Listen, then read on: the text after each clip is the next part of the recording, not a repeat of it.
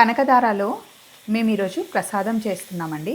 అదేంటి అంటే పూరీతో పాటు సాబుదానా ఇంకా సేమియా వేసి కీర్ చేస్తున్నాం. మా చిన్నప్పుడు మా అమ్మ సంతోష్ మాతకి ఉపవాసం ఉండేది. సో ప్రతి శుక్రవారం మాకు ఇది చేసి పెట్టేది. చాలా చాలా టేస్టీగా ఉండేదండి. అలాగే పటంచెరువు దగ్గర సంతోష్ మాత గుడి ఉంటుంది.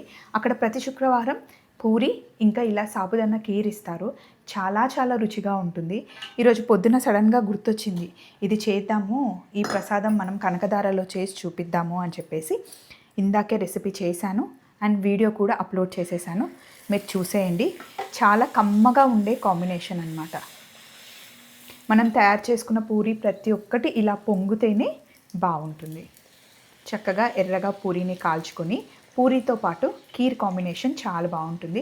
ఒక్కసారి రెసిపీ ఫాలో అయిపోండి. అంత పెద్ద ప్రాసెస్ ఏం కాదండి, సింపుల్గానే హ్యాపీగా చేసేసుకోవచ్చు. చూస్తూ ఉండండి కనకధార.